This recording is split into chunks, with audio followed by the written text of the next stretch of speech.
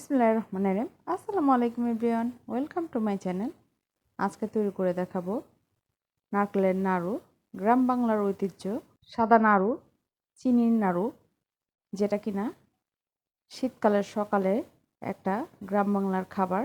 নাড়ু মুড়ি, এটা কিন্তু খেতে বেশ মজার। তো চলুন দেখে নেওয়া যাক এই নাড়ুটা তৈরি করতে কি কি লাগছে। এখানে আমি একটা ফ্রেশ নারকেল নিয়েছি। নারকেলটাকে কুড়িয়ে 1.5 কাপ পরিমাণ কোরানো নারকেল নিয়েছি। এর সাথে আমাদের লাগবে আরও চিনি। আমি এখানে ব্যবহার করেছি 1/2 কাপ চিনি। চিনির সাথে আরও লাগবে আমাদের এলাচ বা এলাচের গুঁড়া। আমি এখানে 2টা সবুজ এলাচ ফাটিয়ে নিয়েছি। আপনাদের কাছে গুঁড়া থাকলে আপনারা গুঁড়াটা নিয়ে নেবেন। এরপরে চুলায় একটা প্যান বসিয়ে এর মধ্যে চিনি দিয়ে দিচ্ছি, সাথে 3 টেবিল চামচ পানি দিয়ে এটাকে বলক তুলে নিব। সাথে সবুজ এলাচটাও দিয়ে দিচ্ছি। আমরা খুব বেশি পানি দিব না, অল্প পরিমাণ পানি দিয়ে এটাকে 2 তারের একটা শিরা তৈরি করে নিব। হাত দিয়ে ধরলে যখন দেখবেন যে তারের মতো দেখা যাচ্ছে, এরকম আঙুলটা উঁচা করলে, তখন এর মধ্যে দিয়ে দিতে হবে কোরানো নারকেল। এই পর্যায়ে আঁচটা কিন্তু একদম লোতে থাকবে। খুব বেশি হাই হিটে এটা রান্না করলে এটা কিন্তু পোড়া লেগে যেতে পারে বা লালচে হয়ে গেলে কিন্তু এটা টেস্টটা নষ্ট হয়ে যাবে।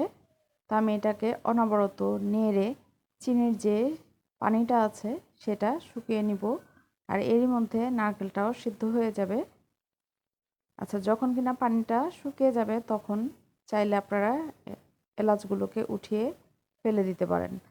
খাওয়ার সময় এলাচ দাঁতের নিচে পড়লে কিন্তু ভালো লাগে না, তা আগে থেকে তুলে ফেলে দেওয়াটাই ভালো। তা আমি এইভাবে করে 5 থেকে 6 মিনিট এটাকে জাল করে নিয়েছি একদম লো হিটে।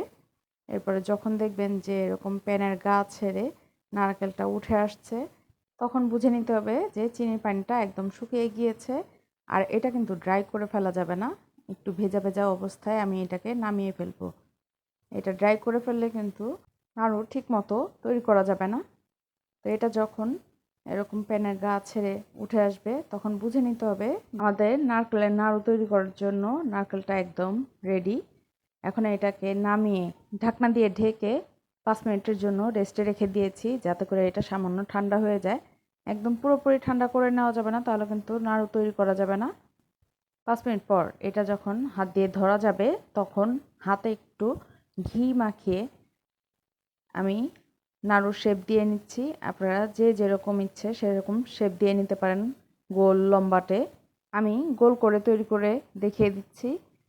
আচ্ছা, প্রথমে যে আমরা ঘি দিয়ে নিয়েছি, পরে কিন্তু আর ঘি দেওয়ার কোনো প্রয়োজন নেই। নারকেল থেকে কিন্তু অনেকটা তেল আপনার ছাড়বে, সেই তেলেই নাড়ুগুলো সব তৈরি হয়ে যাবে, আর ঘি মাখানোর প্রয়োজন নেই। তো এইভাবে করে আমি সবগুলো নাড়ু তৈরি করে নিয়েছি। এটা দেখে কার কার ছোটোবেলার কথা মনে পড়ে যাচ্ছে একটু কমেন্ট করে জানাবেন তো। তো দেখতেই পেলেন কত সহজেই ঘরেই নাড়ু তৈরি করে নেওয়া যায়। এটার সাথে আমি মুড়ি দিয়ে দিয়েছি, যাতে করে গ্রাম বাংলার ঐতিহ্যের কথা স্মরণ করিয়ে দেয়। তো আশা করছি আজকের রেসিপিটা সবার খুব ভালো লাগবে। ভালো লাগলে আমার চ্যানেলটিকে সাবস্ক্রাইব করে আমার সাথেই থাকবেন। তা আজ এই পর্যন্তই। সবাই ভালো থাকবেন, সুস্থ থাকবেন, আমার জন্য দোয়া করবেন। আল্লাহ হাফেজ।